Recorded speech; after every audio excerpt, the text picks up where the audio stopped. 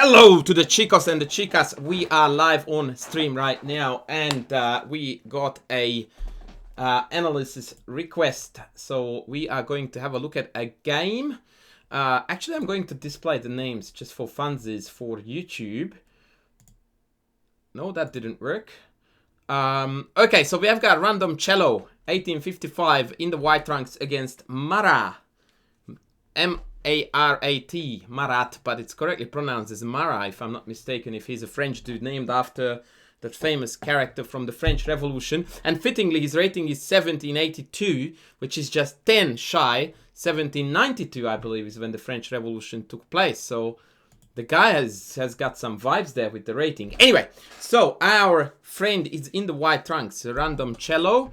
And we are going to witness a Siciliano. And I don't know why I'm wearing my head thingy-mobby, because I don't need it now. Timon of Paulsen, very good. Bishop c5, not so good. So let's talk about this move. It is very, very rare that early bishop c5 sorties are good moves in the Sicilian. And the reason for that is that usually this bishop gets hit with a tempo one way or another. The only, well, not quite the only, but the most commonly played bishop c5 in Paulsen structures is in the neo-Paulsen when white plays bishop d3, and then bishop c5 is a good tempo on this knight.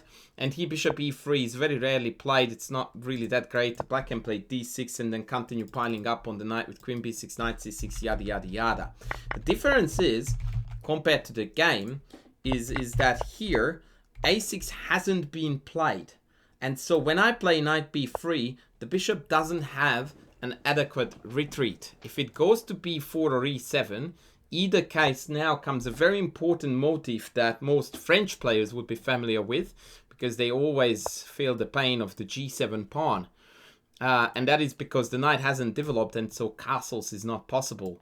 And this early queen sortie usually triggers some kind of a weakening move, like g6, or a really, really sketchy pawn sack like this that tends not to work too well. So there is one way to treat it, which is this, and the other one is the equally annoying knight d5, knight db5 to be precise, with the idea of jumping in, and that can be quite annoying too. I think there was a famous Morphy game which went with this e5 bishop e3 theme. I think it was Morphy Anderson.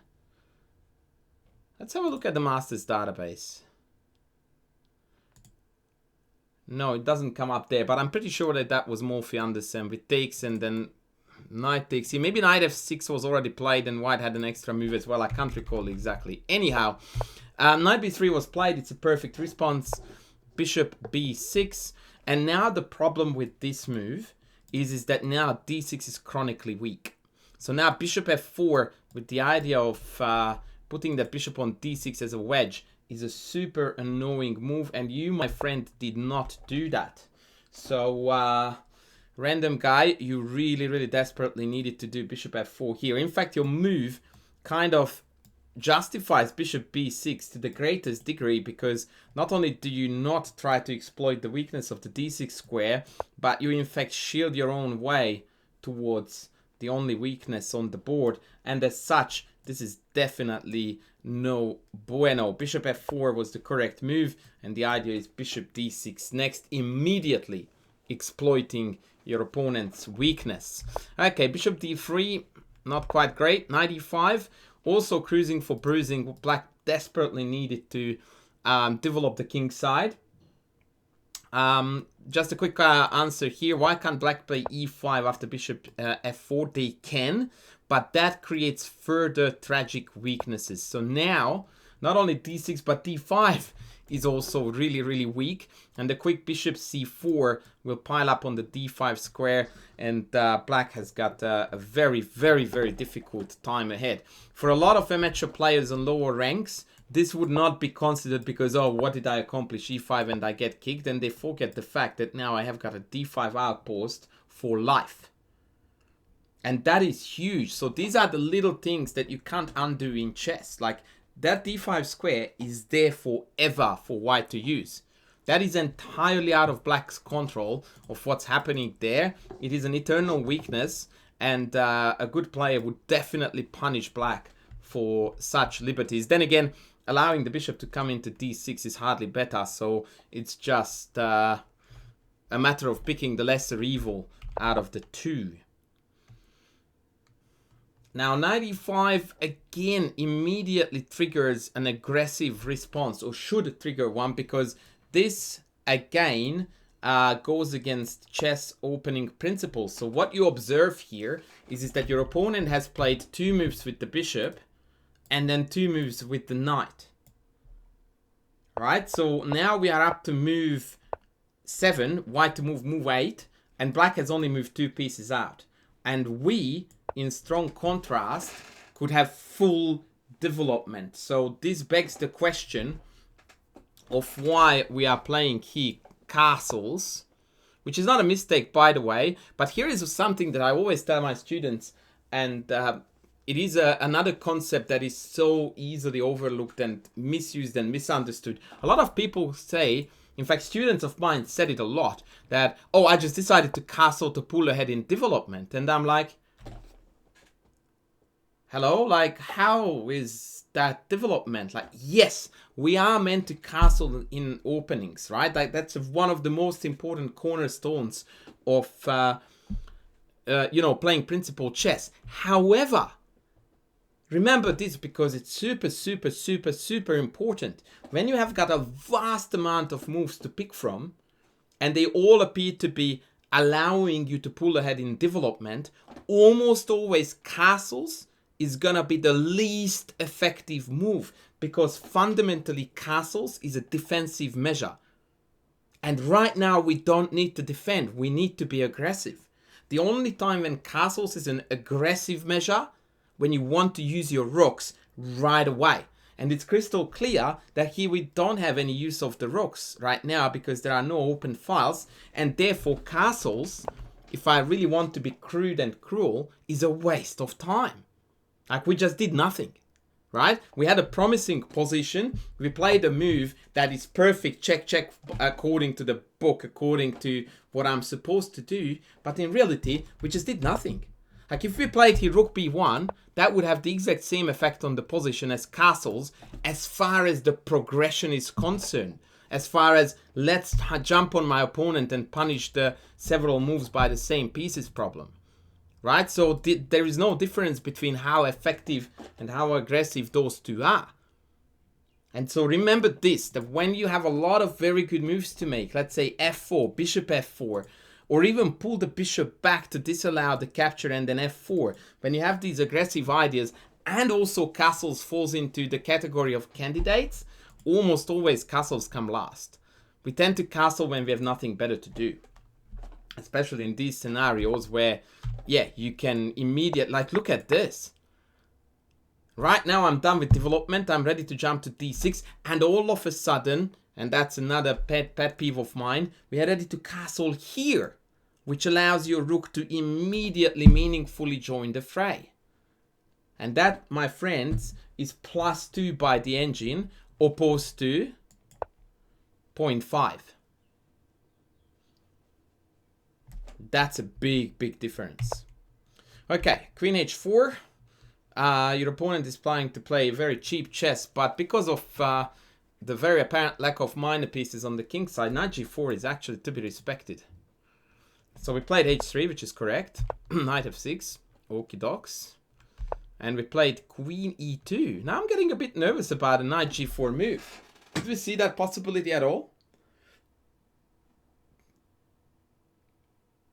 And by the way, this is a textbook case of what happens when we play chess that are supposedly good moves, develop, castle, but we don't respond to the needs of the position. Like, we're playing it by the book, and it feels like we're getting mated. Note that I'm threatening probably with queen g3 here.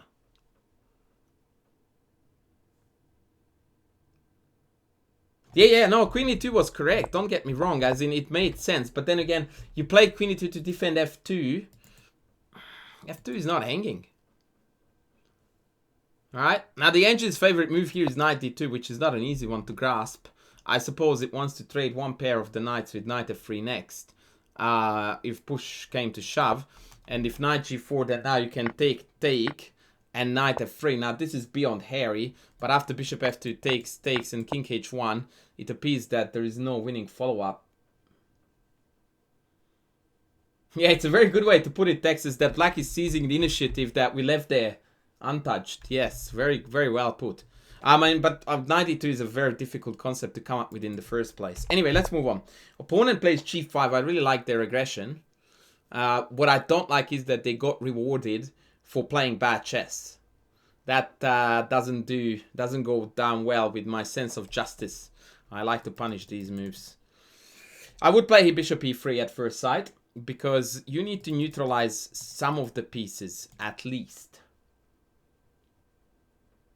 Right, so that would be my number one go-to here. Let's go bishop e3, and if g4, I think I would take, and this is when I would take a deep breath and go like, okay, what's the big threat here? Because if takes, okay, so if I cover this, I'm fine. So let's go queen e3, take, and this doesn't look like the end of the world. It doesn't look like anything I would write home about. But you're not going to get mated. We have got better development. The pawn structure on black side is a bit wonky. Anybody's game. We did instead king h1. I don't know, man. Like, it feels to me that we are jumping out of the frying pan right into the fire. So now we are pinned. My guess is that you wanted to perhaps meet various things with f4. That's my guess here. You said that you considered bishop e3 but was scared because after bishop b6 black might be able to go knight g4 and sack the bishop. I'm guessing you mean the knight. But that doesn't make too much sense to me because... Okay, I don't understand that actually, because if you play knight g4 here, after take, black has no threats. Like right here I can once again just do nothing. And black has no threat, so it has to be pawn g4. That's the only move, right? But then after bishop takes, pawn takes, queen e3 allows various defensive measures, including queen g3. And after the takes, you can even play g3 here, by the way. And as hairy as it may look, this pawn, and this is a very typical motif, many of you in the chat would know this really well because you are experienced players, is a perfect guard of the white king. Sometimes it's a more effective defender than if it was a white pawn, because the big difference is that if it were a white pawn, then knight g4 would still be a very annoying threat with mate, right? But with the umbrella pawn as per the big Z, that means that now queen h2 is virtually out of the out of the picture. Probably many of my viewers would be surprised to know that the engine's evaluation at this point is +4. That means that white is absolutely killing it. And the reason for that is exactly because we don't evaluate positions like, whoa, this looks scary. Bollocks, this doesn't look scary. There is either a mate threat or there isn't. And frankly, I can't even manipulate the black pieces in a way other than putting a black knight somehow on one of these two squares that would create a mate threat. So this is a super clever defense.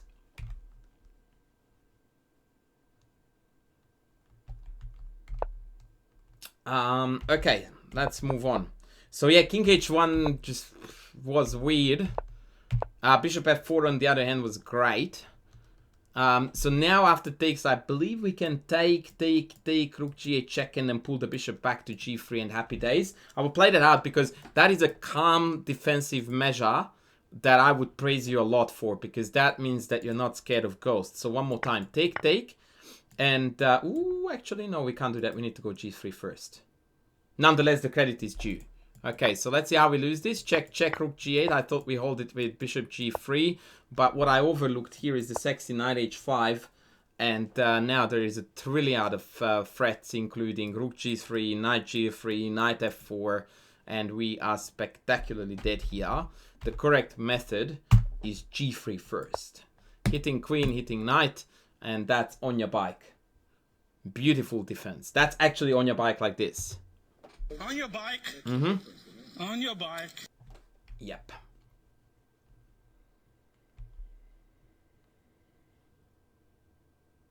So yeah, let's go. Knight takes d3 was played cd. I would have liked here queen d more, just to add an extra layer of defense here maybe. But cd looks okay too. Takes g3, great. Queen g4. Okay, what's wrong with f3 here?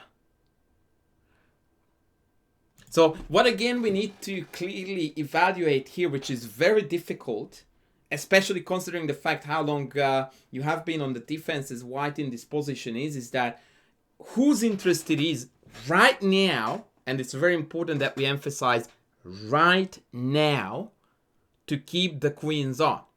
And I'm really hammering the right now, because if the same question was asked here, we would be like, get the buggers off the board, we are about to get mated.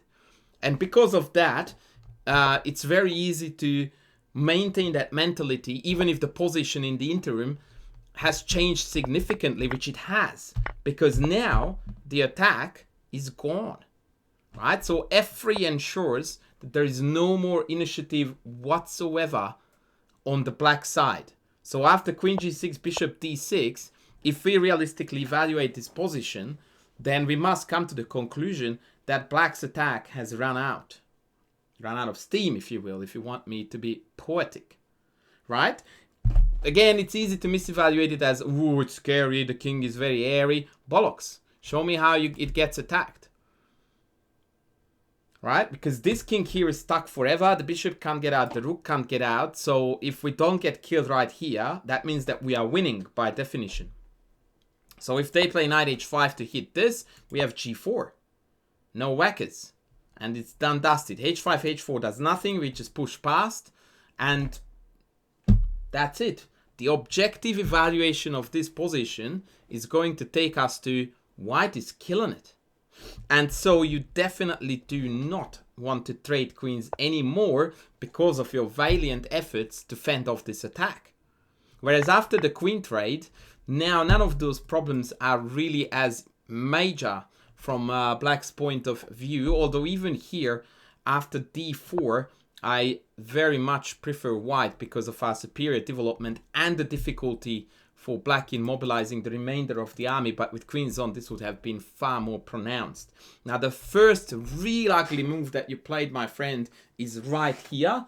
If you were my student and you played knight d1, I would be having a big word with you about why are we going back. That's we don't ever go back.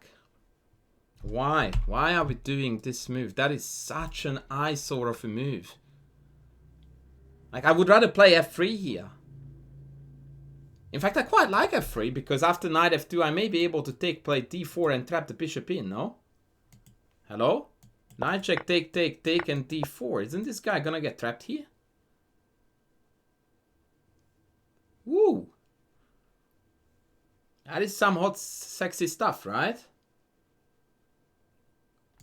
But knight d1, like, hello, when you have d4. Yeah, I know that that's a pretty sleek attack, but I'm not trying to sell you that you should have done this. What I'm trying to sell you is that how on earth are we not playing... No, because king h2, so rook g8 is met by king h2 in that line. But why are we not playing d4? Conquer the center, blunt the bishop, eliminate the threat, like... That was the move that really... Like, this is the worst move of the game so far, by far. That is just really, really bad chess mentality. Yeah, okay. Boy, a6. Oh, boy. That... Yeah. Okay, I'm running out of adjectives for that one, so I will just pretend that wasn't played. Knight f6, bishop e5. Yeah, I don't know. Rook c1, maybe knight back, maybe king h2. They all look legit. It seems to me that at this point we are a little bit planless. Like, I don't like bishop e5 here at all if we don't have an immediate response to king e7, because... This is something I always tell my students a lot. Do not play moves that force your opponent to play correct and often moves that they would want to play anyway. Like in this setup, one of black's easiest way to mobilize and I will just do a mumbo jumbo, is king e7 followed by d6 followed by e5 followed by bishop e6, right? So what you are doing is that you're forcing them to play good, healthy moves. Why would you do that? Like, if I were black, I would really, really be keen to play king e7, d6. The most natural way to mobilize, in fact, is that. So you are helping them when you, in fact, had your own problems. Like, this knight is red hot garbage. Or, in fact, to cut this off, why don't we go bishop d6 and again completely lock in the king, the bishop, the rook. Now it takes me 2 more moves to undo this cluster disaster that I am in as black. So yeah, that was really, really poorly done here. And by the way, I'm looking at your time. This is a 15:10. You spent less than half a minute on this move. That's inexcusable. Me as an international master would take at least that much, if not longer, to come up with my candidate moves, let alone executing the best one. So here we are actually, yeah, misusing time as well. Yeah, so if you wanted to play knight c3, doing it here would have been so much better. Anyway, knight c3, rook g8, g4. That would be good if black didn't have h5, but they might. So I'm not so sure about this whole g4 shebang. I think the game is now slipping out of our hands big time. Okay, thank God. Okay. So take, and then h5 looks like we are in severe trouble because there is no adequate response now. Because if we take knight takes, this is in, rook g2 is incoming. This is getting yucky. And we are a pawn down. So yeah, this is where the game could have immediately gone down. Rook e1. Yeah, that is another pretty move that doesn't really do too much if you consider what's going on in the position. So if you had identified that h5 was a major threat, then rook e1 is not a candidate move, yeah? So then we would go rook g1 so that h5 could be met by g5. And all of a sudden it's dandy. So let's have a look at why this h5 is such an issue, yeah? So once again, takes knight h5 is really, really bad.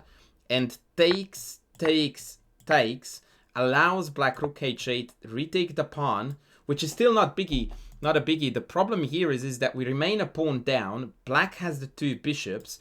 Black has super easy ways to mobilize the 2 bishops. And since we are now in an endgame, the fact that our pieces are mobilized, all of them in a lovely manner, mean not an awful lot, because what can we do with them? These knights do bugger all. The rooks are not on open files. You can dream about shoving these pawns up like so, but all they are going to do is to create further weaknesses for us.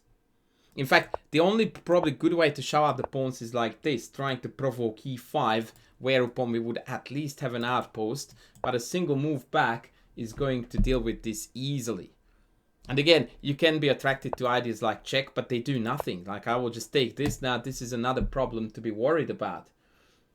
BNQ, thank you for the subby. Thanks a lot, man. So yeah, this is where black could have utilized this situation really easily. Now they did find h5, and we took on g3.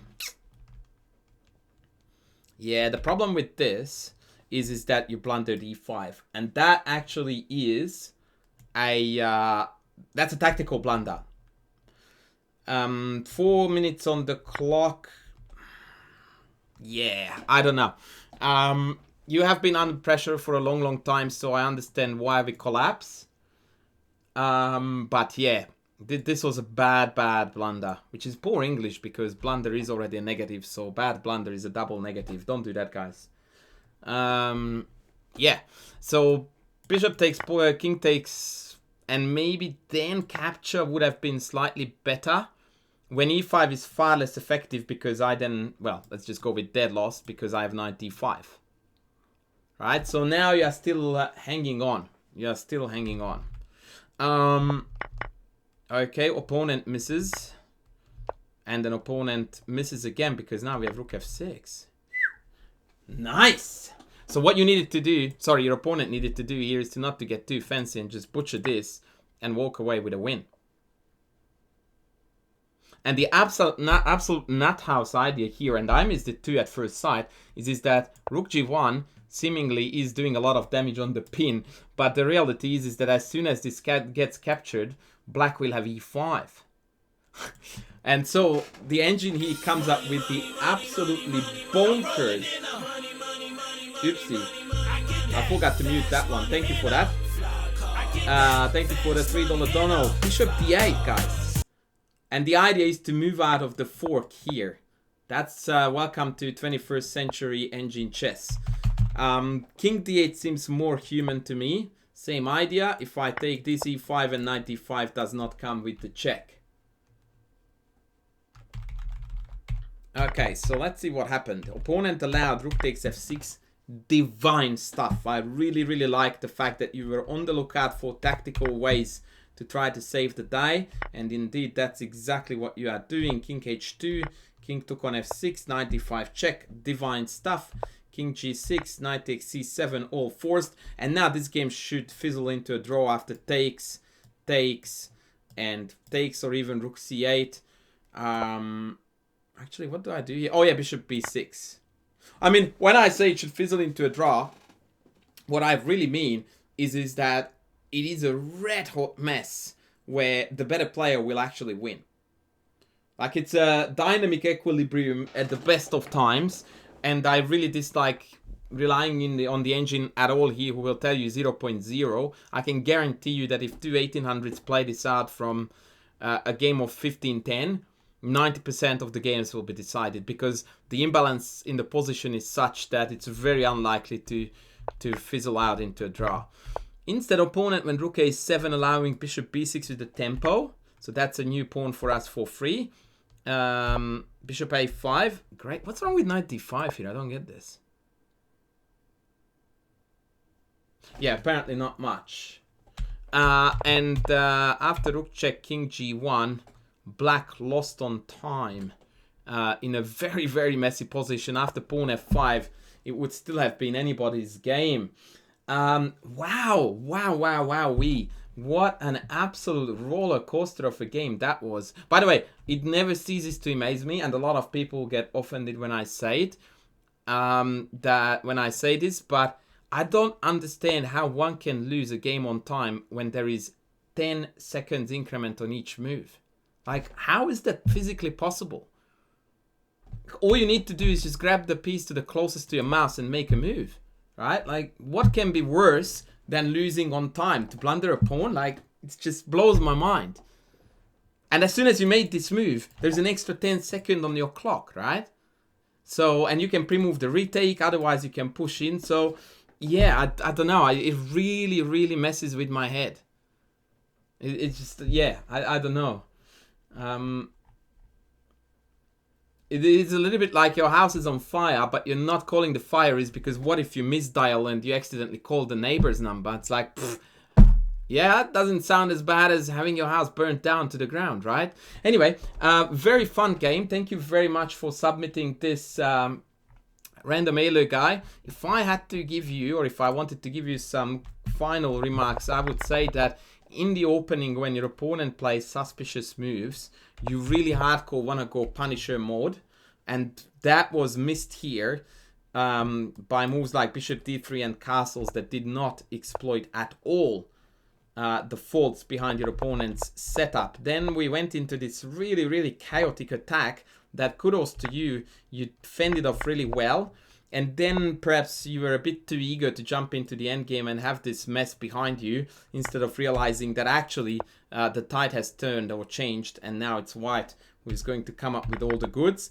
And yeah, here the endgame was really badly misplayed. So knight d1, there was another double negative, and then bishop e5 were two moves that were really in bad spirit. First of all, you don't ever go backwards in chess, you go forward. And secondly, you don't play moves that force your opponent to play good chess moves. So these were the areas of improvements for you in this game, and we are going to now conclude this analysis. Thank you very much for everyone who tagged along on the stream. And for the YouTube, don't forget to smash that like button, to sub, to like, to perhaps super thank me if you would like to express your gratitude that way. And we will be back with the next video soon. Thanks for watching. Bye.